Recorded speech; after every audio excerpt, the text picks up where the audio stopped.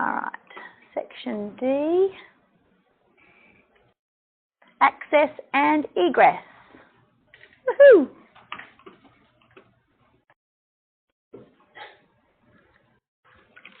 So we've got to provide provision for escape, we've got to construct exits, and we've got to provide access for people with a disability. So D1, provision for escape. Scrolling on past all the extra bits, straight to, just click, D1, here we go. Pass the deemed to satisfy, actual locations of the part. Here we go.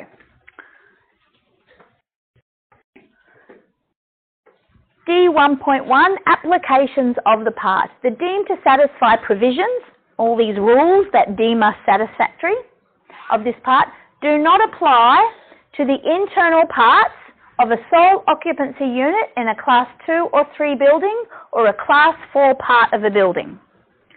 So we might need to make the building disabledly accessible? I don't think that's a word. The whole building has to be accessible, but the occupancy units inside don't. You can choose to as a marketable aspect of the project, but you don't have to according to the regulations. So there's a new development in Palmerston called Tarakan that is catered toward total disabled access. All the occupancy units have disabled access equipment and wider doorways, and everything's set up the way it's supposed to be for somebody to be able to use a wheelchair through the whole unit, not just accessing the building itself. But that's pretty unusual. In student accommodation, it's probably different, but in sole occupancy units, you don't have to provide it inside the actual unit itself. Cool. So the number of exits required for all buildings, every building must have at least one exit from each story.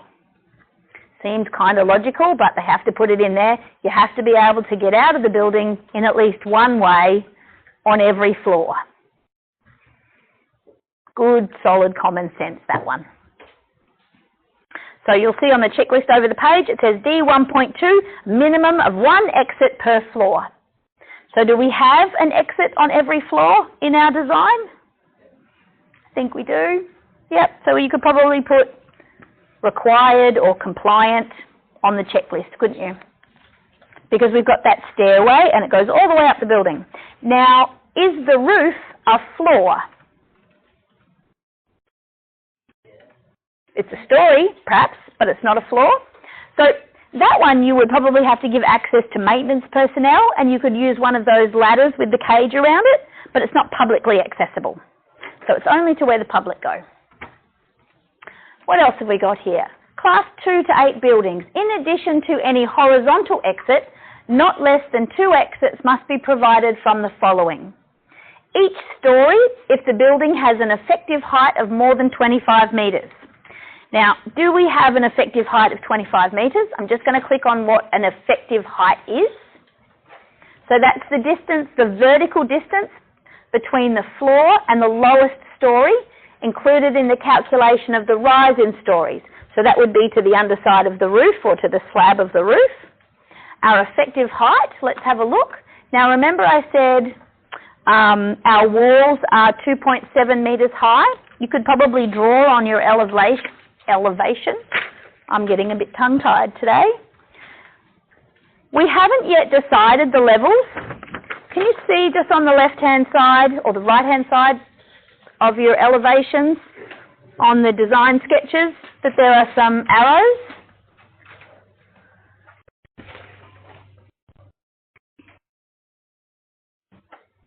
Everybody got those? We haven't got any heights. Now, I don't know about you, but I'm imagining that the car park height would need to be significant. There are a lot of really large vehicles in Darwin, four-wheel drives with racks on the roof and things like that, that probably need a little bit of extra height. We don't have a lot of antennas sticking up on our vehicles here, but we do have a lot of large trailers and caravans and trucks and things like that. So I'm thinking that the car park height needs to be quite significant. And then we have to factor in that there's going to be plumbing and maybe some duct work underneath the transfer slab. So that might take maybe ½ a metre away from the space that the cars need to be able to use. So last year I proposed that the car park height needs to have a clearance of 4 metres. Now that's quite significant, so it's up for negotiation, but that might be a good place to start. So if our car park is 4 metres high, and then you add 450 millimetres for the transfer slab, then 2.7 metres for the walls of the first sole occupancy unit floor, then another couple of 100 millimetres for another concrete slab for the ceiling and the floor for the next story up, then another 2.7 metres for the next story, then another 200 millimetres, then another 2.7 metres, and then the final slab and then a bit of the fly roof. That's 3, 6, 9, 13 metres, maybe 14 metres approximately. Another 1.5 metres or 2 for the roof. I'm just guessing. But at the absolute most, you're probably looking at maybe 15 metres high for this building. Would that be fair to say? Yeah. So we're miles off the 25 metres, aren't we? We're not even half, or we're just over half. So we don't have an effective height of more than 25 metres. And this 25 metres comes up quite a bit. It's the trigger point for sprinklers. It's the effective height benchmark for a lot of changes in construction and compliance. We don't reach 25 metres, not by a long shot. So we don't need to have 2 exits. Remember, the first clause said 1. This, if it was higher than 25 metres, would be saying, actually, I want you to add a second exit for each floor. But that's not the case for us. Or if it's subject to C1.5. What is C1.5? Let's have a quick look. Don't know it off the top of my head. Oh, so if the distance is too far, you have to have more exits. So there'll be a distance requirement. Our one exit has to be within a certain distance of the exits of the sole occupancy unit. And we'll have a look at that in a second. If it was too far, we would have to provide a second exit to give everybody an opportunity to escape fast. Because if it's a long way and it's a bottleneck and everybody's all jammed up at the top of the stairs, then it might create an injury or prevent somebody from being able to exit in the fire. Let's go back to where we were. So D 1.2b isn't us because we're not more than 25 metres and I already know we're close enough. I will double check, but I already know we're close enough, so we don't have to worry about that. We don't have a basement. It's not a Class 9 building. And that's, there. It's not a 9C building. It's not a spectator stand. And G, access to exits. Without passing through another sole occupancy unit, every occupant of a story or part of a story must have access to an exit or at least 2 exits if 2 exits are required. So basically this is saying don't make the unit occupant go through the other unit to get there, which of course we aren't. So that's the other thing. Now that'd be in a hotel if you had, 3 rooms all joined together and you had to go through them to get out, which isn't the instance. So all we need to take away from that clause is that we have to have at least 1 exit for each floor. And we have that on the checklist and we're compliant in the drawings. Excellent. When fire isolated stairways and ramps are required, D1.3. Class 2 and 3 buildings, every stairway or ramp serving as a required exit. What's a required exit? Do you think the one we already have to have is a required exit? Let's have a look. Required means required to satisfy a performance requirement or deemed to satisfy provision. So yes, it is a required exit because we're already told we have to have one.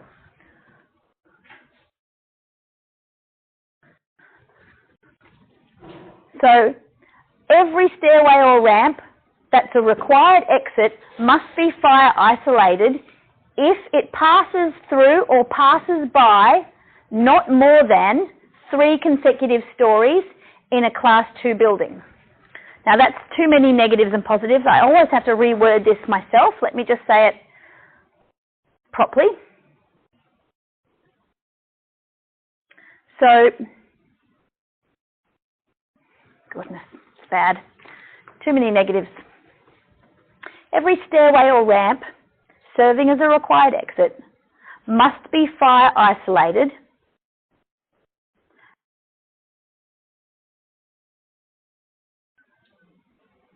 unless it's less than, not more than, but less than, so not more is less, let's say it in real English, unless it is connecting or passing through less than 3 consecutive stories.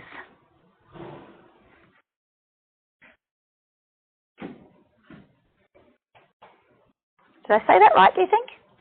It's a little bit confusing, isn't it?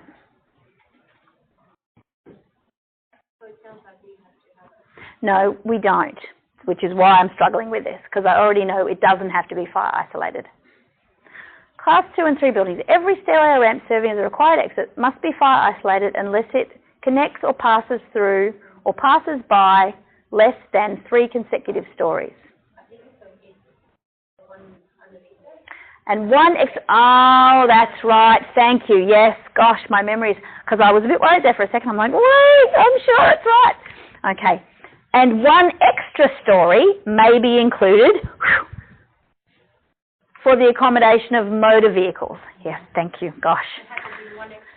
Yes, yes. If we had 1 more story of accommodation, it would have to be fire isolated, but because we've got less than 3 where there's an addition for the motor vehicles, we're okay, because it's 4 stories, which normally would mean it has to be fire isolated, but it's not. So not more than. So that's where not more than is better than less than, because not more than 3 means 3 is included, less than 3 means 3 is not included. Is everybody following my semantics there? Yeah, that's a bit tricky, isn't it? So the way they've written this is really difficult to understand. And it did take me, I'm still catching up, and so it isn't easy. What they're saying is, if you don't go through more than 3 stories with your stairway, or 1 extra with the vehicles, then you don't have to have fire isolated stairs. Now, to be able to keep a track of what they were trying to say, I changed the phrase not more than to the phrase less than. Now that was easier to understand, but the implications are actually different, because if you have three oranges and you say, I don't want any more than 3, then I can give you 3 and that's okay. But if I say I want less than 3, I can't give you 3 and still be compliant. So I do have to be careful. By changing the words to less than, I've actually changed the meaning of the clause, which is clearly why they wrote it this way. So 3 is okay, 2 is okay, and 1 is okay, but 4 is not okay. But 2 is not right either. So thankfully, Birgit did notice that we've got this extra, because I was worried there for a second. I was like, how have I said this is compliant in the past when I'm clearly reading that it's, not more than 3 stories. We have 4 stories. But there's this extra story of any classification might be included if it's for accommodation of motor vehicles or has a sprinkler system. So that's where that comes in. What this clause is saying is that if you don't have more than 3 stories connected, then the stairs don't have to be fire isolated. The end result is our stairs don't have to be fire isolated, which is why they aren't, because they're not on the drawings. Whew.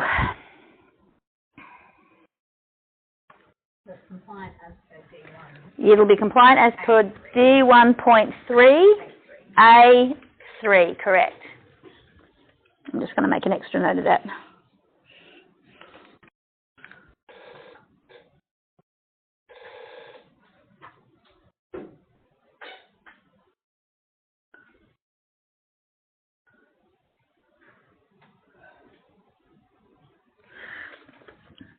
And I would definitely be making a note of that on your checklist or on your drawings, because we're probably going to forget.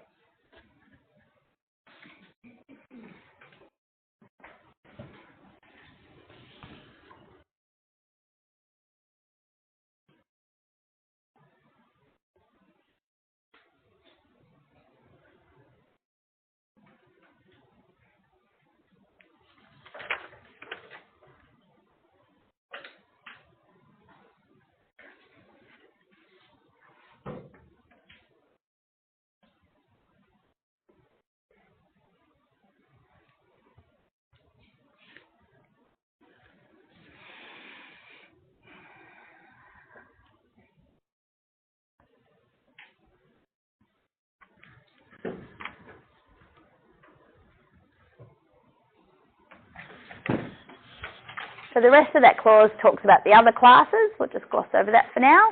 And we're going on to D1.4, exit travel distances. Now these can be quite tricky. D1.4, exit travel distances. That's about the amount of distance between the sole occupancy door and the exit, the required exit. Now, you'll probably be familiar if you go into a hotel, there'll be a map on the back of the door saying you are here and here are the exits and the travel paths and things like that. Probably nobody ever reads them, but there's your illustration of how to escape in a fire. And it's those distances that have to be within a certain range. If they're too far, then it's too far to escape and it's not compliant. So that's this one. So, Class 2 and 3 buildings. The entrance doorway of any sole occupancy unit must not be more than 6 metres from an exit or from a point from which travel in different directions to 2 exits is available. So 6 metres to the exit. That's the maximum. So write that on your checklist, write that on your drawings. 6 metres to the exit from the front door of your sole occupancy unit.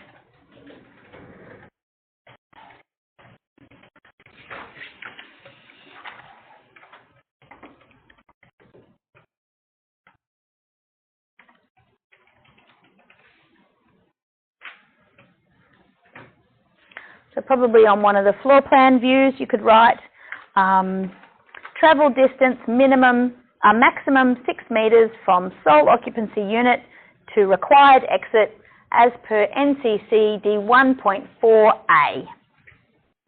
That's quite a mouthful, isn't it? Shall I write that up? Sounded good when I said it.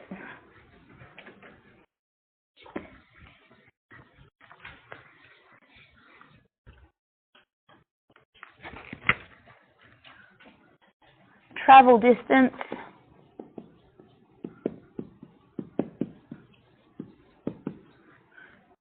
to required exit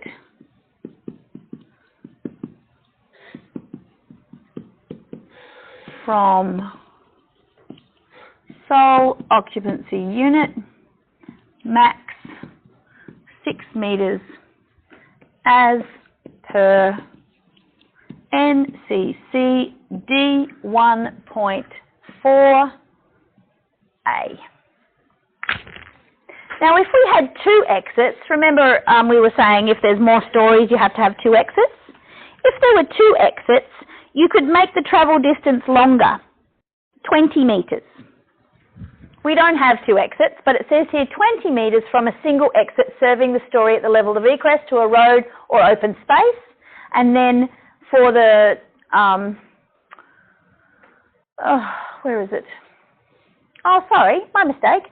No, the 2 exits for a Class 2 are still 6 metres. That's for a different class, Class 5, which is an office. My apologies. Don't let me confuse you. I saw the 20 metres there and automatically went there. So 20 metres is from a single exit serving the story at level of egress. So if you were on the first floor, the doors could be further away because it's only 1 story out to the road.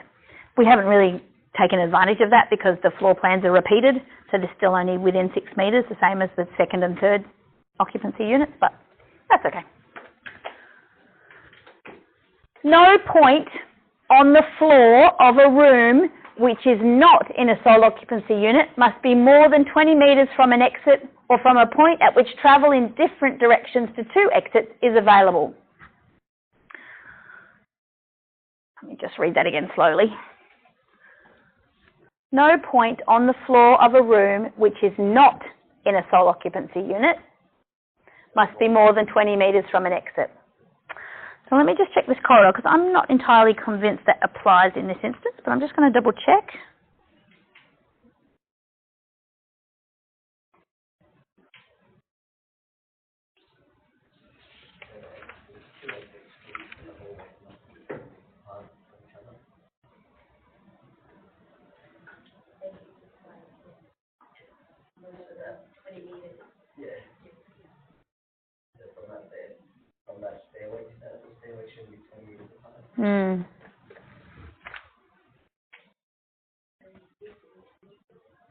So if where you came out of the stairs on one floor and when you started the next set of stairs going down was further than 20 metres apart, that would be non-compliant. Our stairs are right underneath one another, so it's not really an issue, but if you had to move from one end of the building to the other to go down to the next level, that needs to be within 20 metres of one another. So we're compliant with that one because our stairs are directly beneath each other. It's pretty unusual that you would separate stairs and go down, down, down, down. That's pretty unusual, but anything's possible.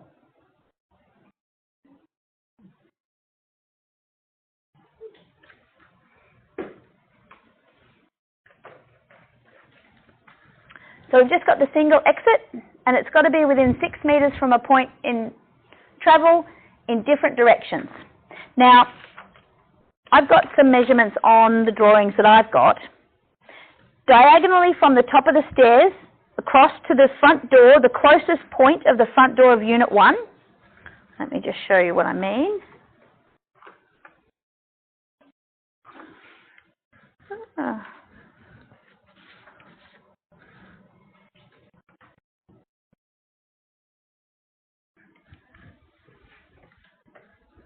From here to here.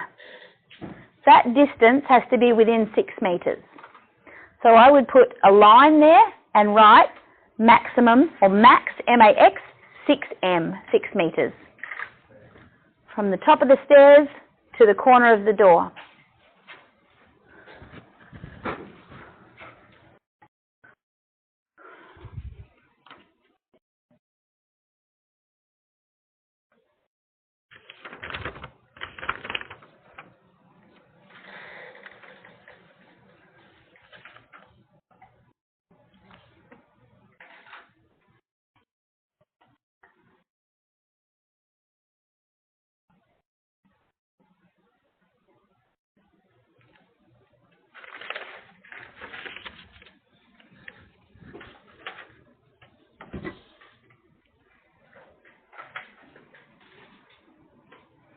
Now, we want to get a bit of an idea of the distance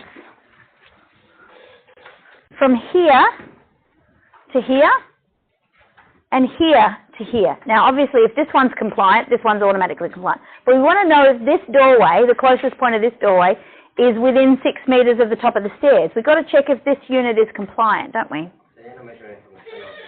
No, I use it from the edge. Yeah. Now, on the floor plan, we've got some approximate dimensions.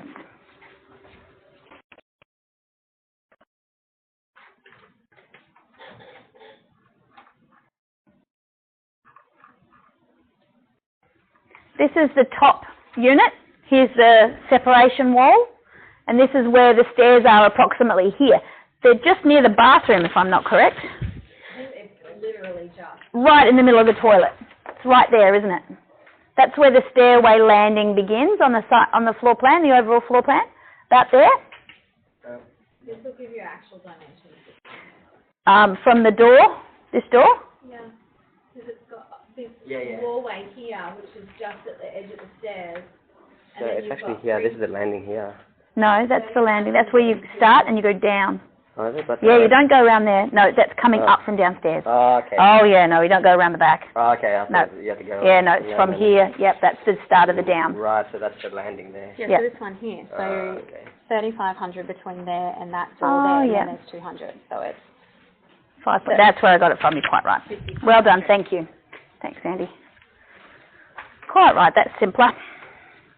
If I go back to where I was. Here it is here. So this dimension, 5.3 metres or 5,300 millimetres, is from this, it's on the near side of this wall, which lines up with the stairs, conveniently, to the middle of this wall here, so to this mid-wall here. So it's 5.3 metres to the edge of this door, if you like, 5 to 50. And then you've got another 200 millimetres plus another maybe 50 mil nib to get to this door. So put a little note on here saying that's 5.3 and 5.5 metres. So still within the 6 metre distance to get to the top of the stairs. Requirement for fire safety doors like that, because they're thicker.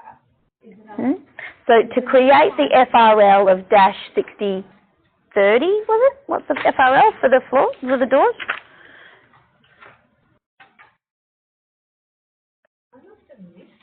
Yeah, we did that. We just said the sole occupancy doors have to have an FRL. Yes, they do. That's 090. Dash 6030. Dash 60. Yeah. But, To achieve that, they can use solid timber. okay. Yeah. Does that change the nib though? No. It could be flush. You don't have to have a nib Okay. for a door. I was just wondering if a different type of door might require that. No. It's nice to have a little bit of a gap for the handle to hide behind. Yeah. And it's also sometimes good if you've got the extra structural support of the nib, but you don't have to have one. The architrave's enough.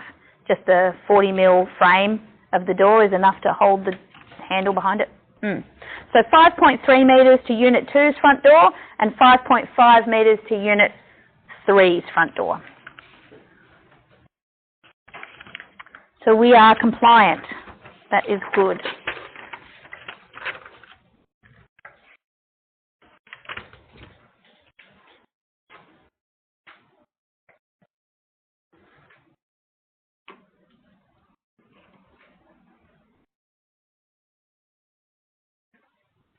Class 9A buildings, that could quite a bit different. That's the patient care stuff.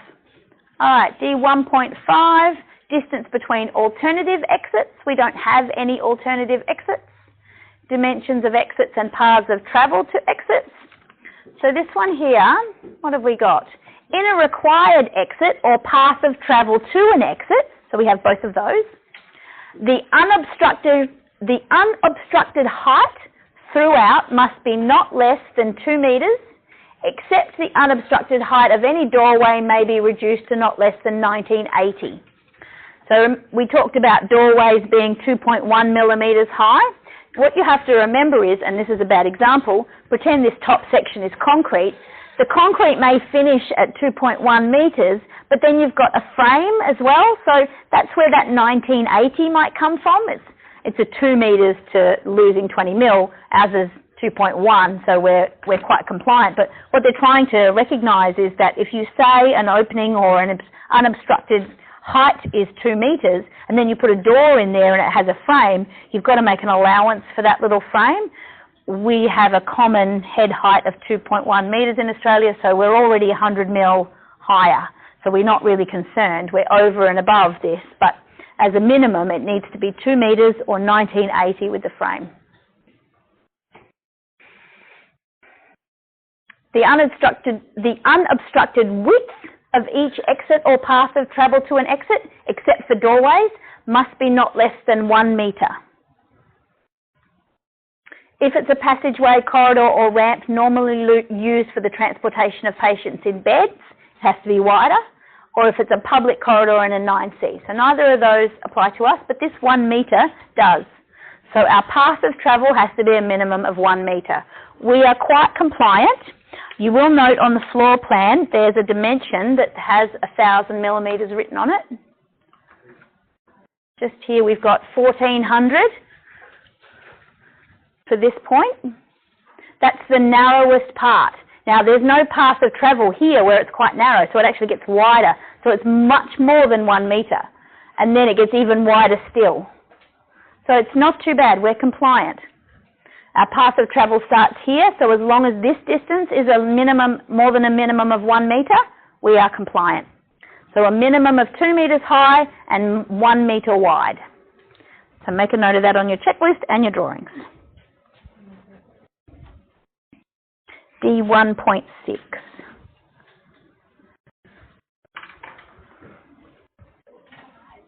Two metres. Let's go back to the NCC for you. Unobstructed height throughout, not less than 2 metres, unless it's a doorway, and then not less than 1980. And unobstructed width, 1 metre.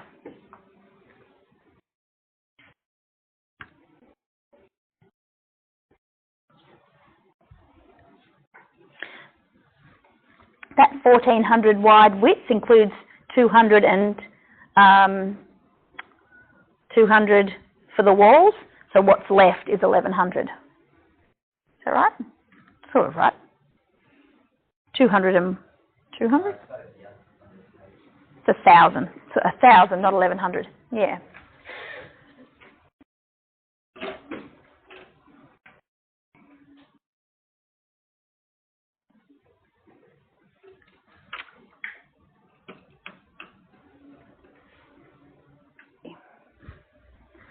So that's D1.6, minimum height, minimum width. You've got it noted on the drawings. D1.7, what does it have to say? Oh, too far. Travel via fire isolated exits. Now, we don't have a fire isolated exit, so we don't have to worry too much about this. If ever you're non-compliant, you'll see there's a little note on the checklist here. It says D1.7, if non-compliant, fire engineered solution required. Now, we're not non-compliant, we're compliant, we don't need a fire isolated stair. Fire engineers can provide excellent solutions and workarounds for tricky designs where you can't quite get all the rules in there. All these rules that we're abiding by are exactly what the NCC prescribes. They're saying, do this, do this, do this, and we're going, yes, yes, yes, yes, yes. But it doesn't always work out so well. It can actually be difficult to reconcile all these different rules in a single design and it still be affordable and economical. So sometimes you can go to a fire engineer for a solution that might allow you to have an exit that's a little further away, or stairs that are not fire isolated but you are still compliant. So that would then become an alternative solution. It wouldn't be deemed to satisfy anymore. What have we got? D1.8, external stairways or ramps in lieu of fire isolated stairs. So we don't have external, they're kind of internal, but they're just travel stairs, so it's not too big a drama. It's not an external stairway or ramp in lieu of a fire isolated exit. We don't have to have a fire isolated exit, so we don't need special stairs instead. So that's about the alternative solution. Travel by non-fire isolated stairways or ramps. So a non-fire isolated stairway or a non-fire isolated ramp serving as a required exit, which is what we've got, must provide a continuous means of travel by its own flights and landings from every story served to the level at which egress to a road or open space is provided. So that's what's making them keep it all on one side, not one bit, one bit, one bit, one bit. In a class 2, 3 or 4 building, the distance between the doorway of a room or sole occupancy unit, oh, that's type C construction. So we've already been down this route. We probably can just ignore that because we've already gone the travel distances. And there's all the different classes there. So we don't need to worry about the type C construction because we're type A construction. In a class 2 building, a required non-fire isolated stairway or ramp must discharge at a point not more than 15 metres from a doorway providing egress to a road or open space, from a fire isolated passageway leading to a road or open space, or 30 metres from 2 such doorways. So 15 metres from the bottom of the stairs to open space. Now the car park's open space. So we're pretty set there, but we probably would confer. Now, is it 15 metres to the road from the bottom of our stairs? Let's have a look at our stairway. So it'll be awfully close. We've got 6, 11, what did we say it needed to be? 15 metres, yeah. So it's not to the road, but it's open space in the car park, which is probably why we're compliant. So it's to a road or open space. Let's check the definition of an open space and make sure we're okay. Open space means a space on the allotment or a roof or similar part of a building adequately protected from fire, open to the sky and connected directly to a public road. So we do comply. We're not open to the sky, but we're connected directly to a public road. So the car park is open space and we're in it as soon as we get there. So we're quite compliant with the 15 metres. We might perhaps add that to the checklist though. That was quite a good one. So clause D 1.9.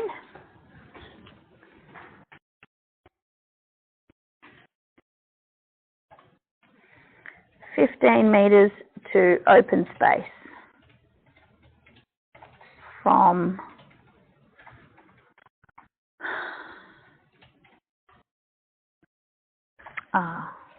D 1.9a, continuous,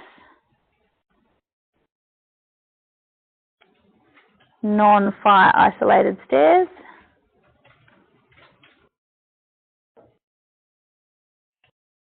and D 1.9, nope, sorry, discharge, D 1.10, discharge from exits.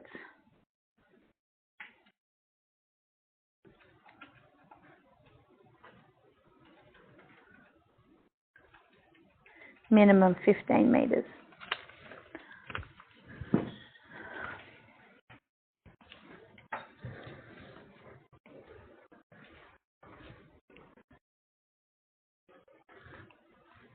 How are you going? All right? Doing well, everybody. How are you going, Andy? You surviving? This is a rough first day. Oh, man. Can you imagine, guys, showing up today? You're doing really, really well. Just hang in there. And you can listen to the recording again and go more slowly and press pause and no problems. Ask lots of questions next week when you've settled in.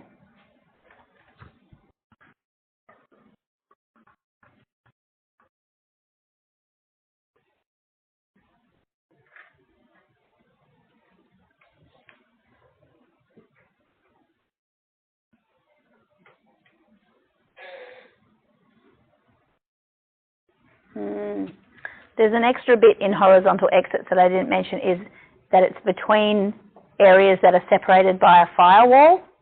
I just clicked on the link to check the definition.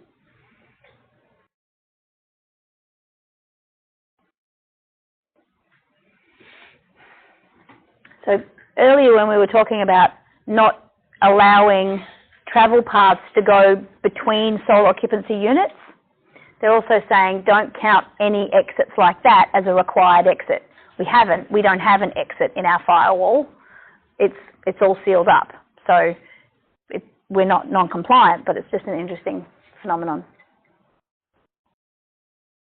So if we were in a hotel and we had the adjoining door, you couldn't count that adjoining door. You can't count that as a required exit. Even though it's a horizontal exit, it doesn't count as a required exit. The door to the room would be a required exit, and there would need to be one, but the door between the two rooms where you'd have to go from one room to the next to get to the other door, you can't count that.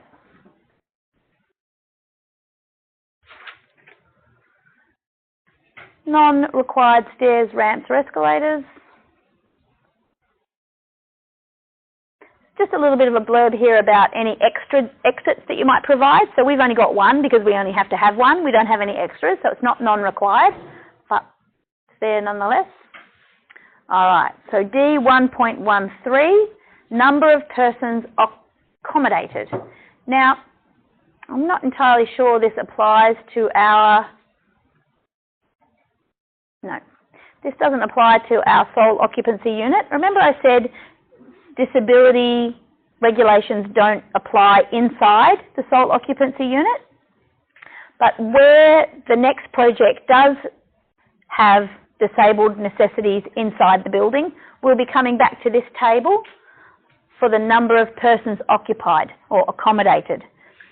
To know how many disabled toilets you need to provide, you have to know how many people are going to be there. And this is based on percentages. So of every 10 square metres, you have to have 5 people for an office, and for every 5 people, you need to have 1 disabled toilet. So it's a deductive reasoning concept. We'll get to that next week when we do the next project.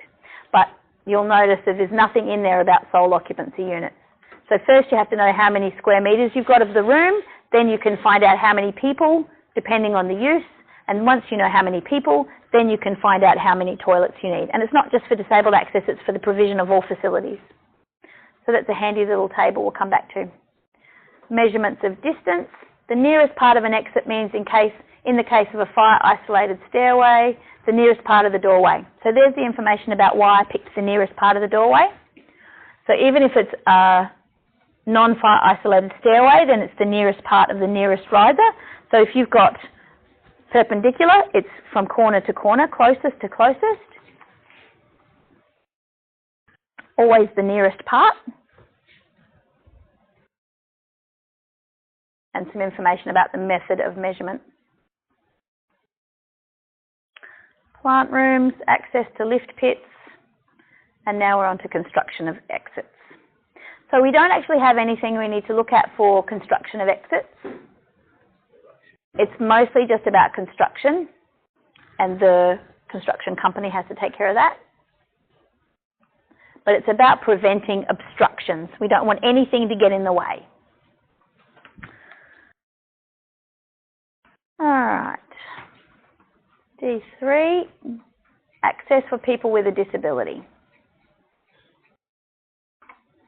Deemed to satisfy provisions, general building access requirements.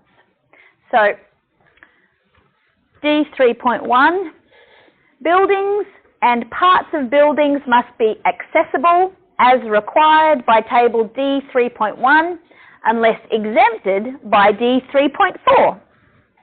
So let's have a look at table 3.1 and then we'll look at the exemptions. So a class 1B building, short-term holiday accommodation, boarding houses, bed and breakfasts, or community or strata type subdivisions. Here we go, class 2, this is us. Now notice it just says common areas, because remember the sole occupancy units aren't required to be accessible for disabled people. From a pedestrian entrance required to be accessible to at least one floor containing sole occupancy units, and to the entrance doorway of each sole occupancy unit located on that level. Now we have a lift, so there's no problem there, and it's actually open downstairs. There aren't any doorways or anything preventing anybody from getting in. Let me just check the site plan. So you can see on the site plan, there's the driveway, it's all open. There's probably a pathway back here. There's probably a security gate here, so that will need to be accessible. And then there's a doorway here, and they need to be able to get in. So you could argue that a disabled person, we shouldn't really make them use the driveway, so that's probably not compliant. A disabled person needs to be able to get into the lift. So we've got from a pedestrian entrance required to be accessible, so our pedestrian entrance is required to be accessible, which means no steps. There has to be ramps that are compliant with AS 1428 to at least the first floor. Now we are able to go from this lift up to any of the floors, but at least the first floor is taken care of. 2, and within not less than 1 of each type of room or space for use in common by the residents, including a cooking facility, sauna, gym, swimming pool, common laundry, games room, individual shop, eating area, or the like. So the common area on the ground floor needs to be accessible, and the lift needs to be accessible, and then they need to be able to get out of the lift and go to the sole occupancy unit. Make a note on perhaps the ground floor plan. I've written access to common areas and lift must be accessible as per D3.1. I'll write that up for you.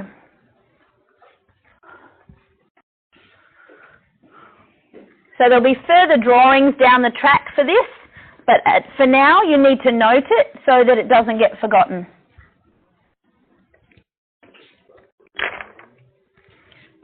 Access to common areas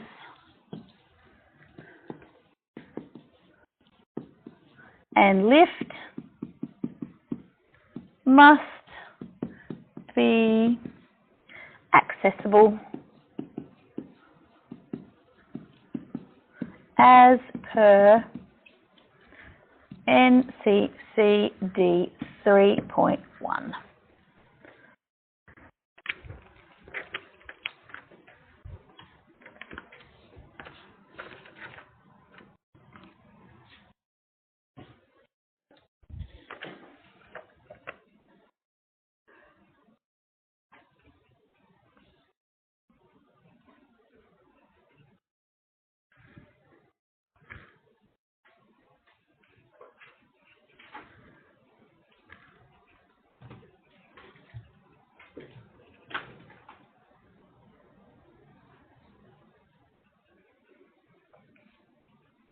I've used access in that sentence too many times. I could have just left access to at the top there.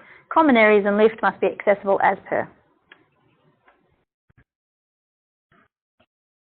Beautiful. Now there's quite a few notes on your checklist on the left-hand side there. You can see there's quite a wall of text. And it's with regards to the way that the handrails and balustradings are constructed.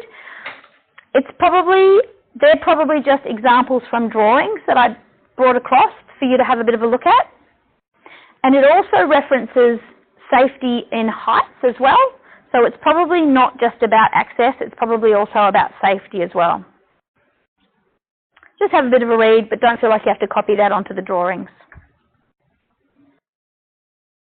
When we cover the Class 1 and 10 project on Monday, we'll spend a bit of time looking at the heights of balustrades and the gaps between stairs and the gaps between the uprights in balustrades and when you have to have safety railing and things like that. And the same information will apply to this one. So I won't cover it now because it'll be a duplication of when we cover it for the others who are full-time, the part-time. But it's about the minimum height of balustrading. And for disabled access, not necessarily for wheelchair access occupants, but for people who just need to hold a handrail, they have to be continuous. You can't have a column come down and stop that person's ability to use the handrail. You don't want them to have to take their hand off, go around the column and then back to the handrail again because they might fall down when they let go. So they have to be able to keep their hand on the handrail the whole way. So if you've got structural work and columns and balustrades and then you've got a handrail, the handrail has to be separate. You can't combine them in the construction. So there's a bit of information in here about that.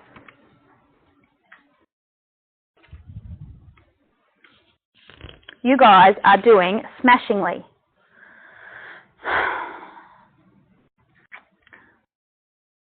Did we say we still had a whole day to spend on this yet? So we've got half day. You're right. Yep, quite right. All right, I was going to make an arbitrary decision, but I don't think that's wise.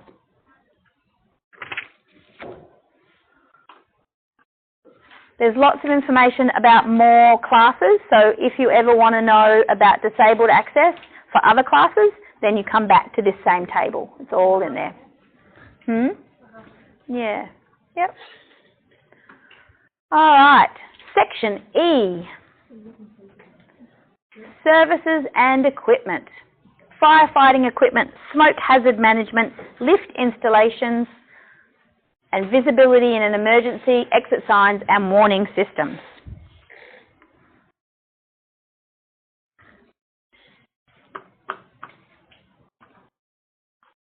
Just going to gloss over the performance criteria deemed to satisfy.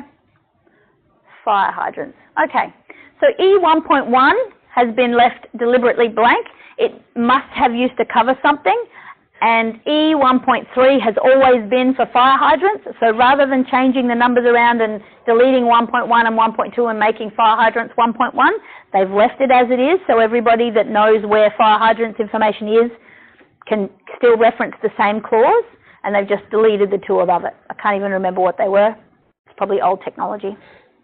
So E1.3 is our first. Fire hydrants. My E1 jumps directly to EP 1.1. Oh, just keep going a bit further. You're in the, that's up here. They're the performance criteria. Just keep going. Okay. There, yeah. I've been skipping over all the performance criteria and just jumping straight into the actual rules. Yeah. Those performance criteria often repeat what we're actually doing, but they just set targets. Yeah. So, fire hydrants. A fire hydrant system must be provided to serve a building having a total floor area greater than 500 square metres and where a fire brigade is available to attend a building fire. So, a fire hydrant system. What's a fire hydrant system?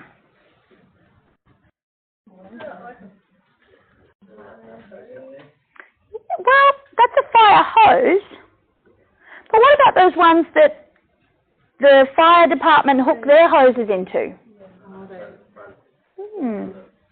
There's one just out in the car park out here that recently upgraded the whole system for the CDU campus, yeah. Like in-ground ones where they have the painting on the pavement and they lift the box up. Yeah, on the side of the road. And there'll be an FH on the curb where they are. And there'll be a blue, yeah, there'll be a blue reflector in the middle of the road, right next to it. That's the other thing. Yeah, if you're ever walking through Charles Darwin University Park, the, what's it called? Nature Reserve? There's some fire hydrants on the dirt tracks and they've still got the reflectors on the road. That's how I figured out what they were for, because it was all that was around. I was like, why is there a reflector on the dirt road? And then I was like, oh, there's a fire hydrant right there. And that's how I learned it. That's where, there you go. So there's no point having a fire hydrant system if there isn't a fire brigade to use it. So those two clauses go together. So perhaps out in the rural area where the fire brigade, like remote, there's no hydrant system. So do we have a total floor area greater than 500 square metres, do you think? Now the buildings themselves, if I'm not mistaken, are approximately 20 metres long. I think 21 and 23 or something. Here we go. So on the first floor plan, it's got 23.8 metres. So we're being very rough here. We just want to get an idea. Just across the top there, 23. And the other one says 22. 22,000 millimetres or 22 metres. Can you see that down the side? Yeah? So I know 20 multiplied by 20 is going to give me 400 square metres. And that's just for one floor. 22. And 23.5. So I didn't have to multiply very much to know we're definitely bigger than 500 square metres. So we do need a fire hydrant system.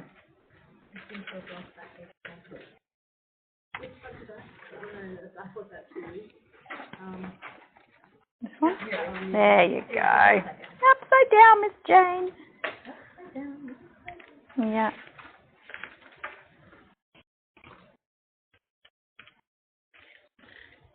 Is that covered by the cost of the building, the fire hydrant system? What is the water or the installation? The installation. Yeah, part of the project. Yeah.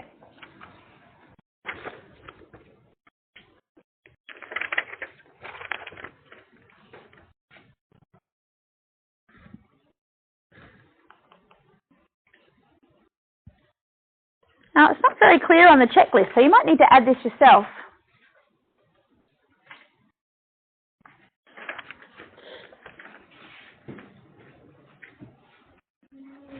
Over the page, there's a note that says, fire hydrant system to be operational after building reaches 12 metres effective height in all. So as construction is progressing, If a building reaches 12 metres high and is going to get higher and higher and higher, the fire hydrant system has to be operational at that point. Not to protect the people who are moving in, but to protect the workers who are on site. That's just a special clause. That'll come up in a minute. But right next to that, you could perhaps put in E1.3, fire hydrant system required, because that is most definitely true.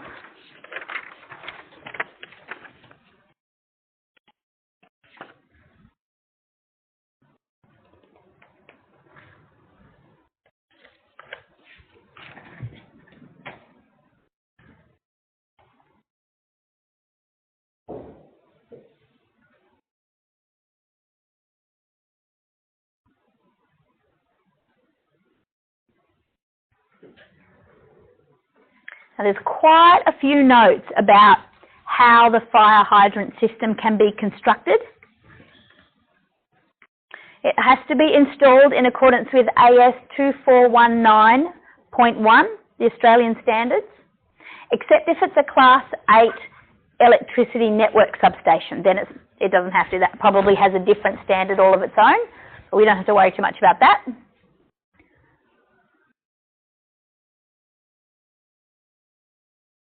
It cannot be connected to the town main supply. It needs to have that standard. Or if there's a 1 hour water storage is provided for firefighting. So if it can't be connected to the town main supply or there's water storage provided, then it doesn't need to be in accordance with this AS 2419. Where they're provided, they must only serve the story on which they are located. You can't make the hose go up the stairs. It's too far, it won't reach. So you've got to have a hydrant on every floor, somewhere for the water to connect. So they'll have a similar thing as that door let in, except it won't have a hose necessarily. It'll have a plug for the hydrant system. In a Class 2 building, it may be served by a single fire hydrant located at the level of egress from that sole occupancy unit, or if it's not more than 2 stories in another class. We'll just leave that off.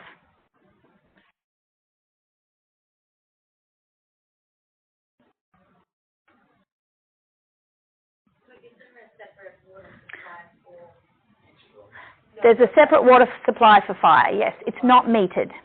So that fire hose, if we took that out and used it, we wouldn't have to pay for the water, which is why it's illegal to use them, to clean things like your driveway and the car and the commercial kitchen that you're in, that everybody uses them for. Don't get busted by the fireys, because it's not metered. They don't check the cost. They don't want people worrying about the cost of water when they're trying to put out a fire. Just generous. Yeah. Oh, do you? If there's an actual fire, they have to pay? I thought you only had to pay if it was a false alarm and it was frivolous. Yeah. Fire hose reels. So E1.4 does not apply to a Class 2 building. Don't have to have fire hose reels.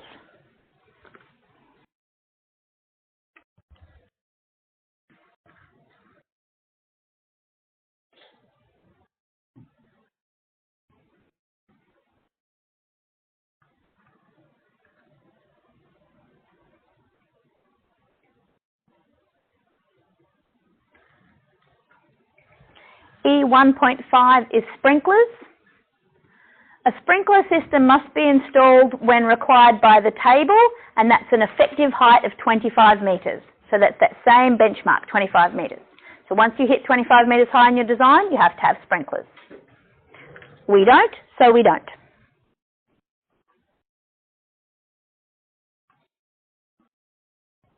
Portable fire extinguishers. So portable fire extinguishers must be provided as listed in table E1.6. Just as a note before we go to that table, for a Class 2 building, to serve the whole Class 2 building, where 1 or more internal fire hydrants are installed, and where internal fire hydrants are not installed, to serve any fire compartment. So if we didn't have fire hydrants in this building, we would have to provide portable fire extinguishers in each of the sole occupancy units, but because we have a hydrant, we don't have to. And that's quite common, that's typical. You don't see fire extinguishers in units very often. Everybody's got the hydrant. Yeah. So if you do have to provide them, they have to be the ABE type, which pretty much extinguishes any fire, electrical and grease fires and chemical fires and things like that. Has to be 2.5 kilos. So let's just have a look at this table, table E 1.6. So general provisions. Now what were we doing? Portable fire extinguishers must be provided as listed in table E 1.6. So they're provided where the fire hydrants are installed. General provisions for class 2, except within sole occupancy units of a 9C, which we don't have, we're a 2. So to cover class A, E or E fire risks. Now, there's quite a bit of data on the internet about fire extinguisher classifications.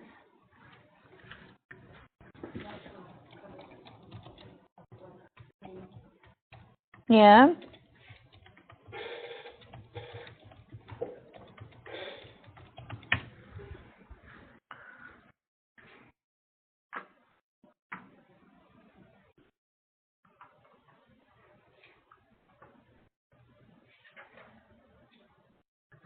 So we've got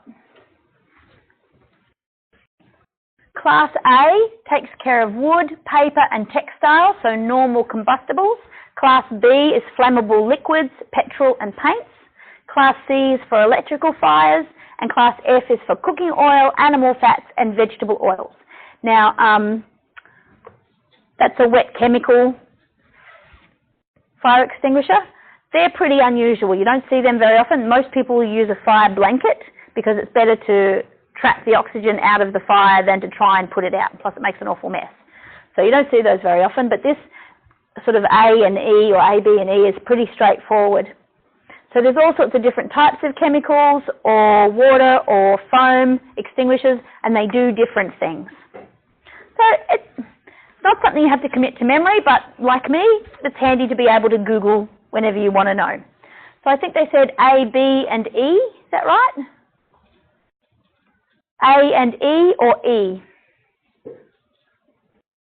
Oh look, it even gives us the different fire risks. So there's not a great deal to be said about that. A good general purpose fire extinguisher, a good large one on every floor, is most likely what's going to happen. Let me just see what ones we've got here.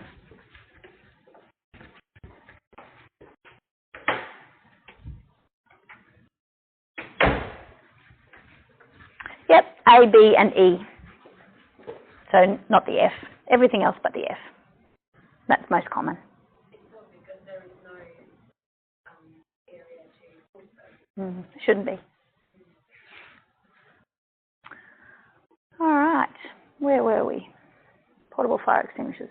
So portable fire extinguishers must be provided as listed. For a Class 2, it needs to serve the whole Class 2 building or part of the building where one or more internal fire hydrants are installed. So you'd put one on every floor. Everywhere there's a fire hydrant, you put the extinguisher, and it'd be an A, B and E one. And there it is again. Portable fire extinguishers provided in a Class 2 part of a building must be an ABE type fire extinguisher, a minimum size of 2.5 kilograms, and distributed outside a sole occupancy unit to serve only the story at which they are located. So you don't want the extinguisher locked in somebody's unit, because if they're not home and there's a fire, the people from the other unit can't get at it. So they're saying keep it outside of the sole occupancy units. So what I would perhaps recommend is you can make a little note of where it should go. Now, where did I have?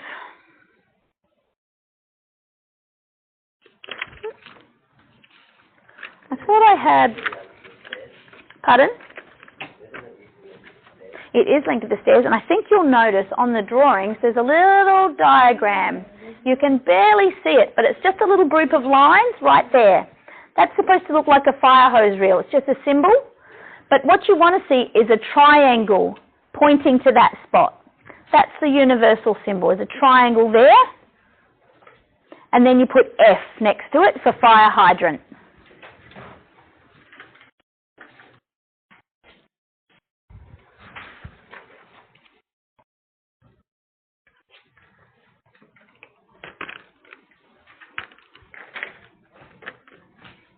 So that's the wall, and you just put the arrow and an F. Just a symbol like that.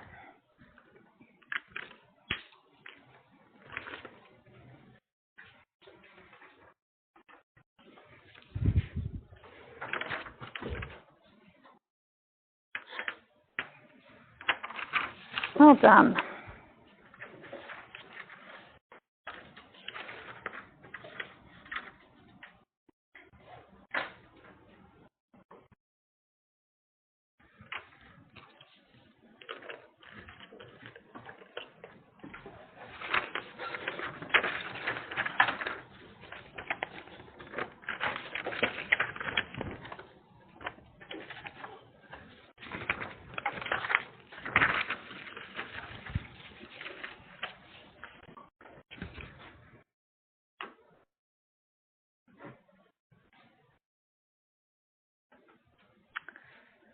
E1.7 has been deleted. E1.8 is about fire control centres. That's a panel at the bottom of a building where the fire brigade can see a marker of where the fire is. We don't have one of those because we're not more than 25 metres. Fire precautions during construction. So they want you to have fire extinguishers on site during construction. That's quite good. And E1.10, provisions for special hazards. I don't think we have any special hazards. And then we're on to specifications for fire sprinklers. So we can stop there, because we don't have any. Now there's a note over the page. It says, all penetrations through walls, floors and ceilings via services shall be fire stopped. So that's the collar that I was talking about. Fire stopped in accordance with Clause 7 of NCC Sections C3.15. So we have already covered that, it just sort of came up again. All fire stop collars shall be installed as per manufacturer's specifications.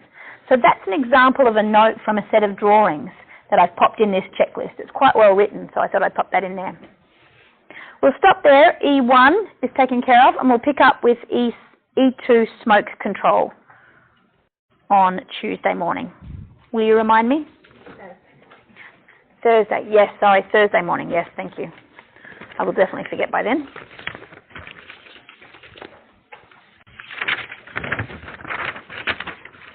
Well done, everybody. That is tough going. This is some of the worst stuff of the whole year. If you can get through this week and next week, the rest will seem easier. It's cruel that this stuff is at the beginning of the year.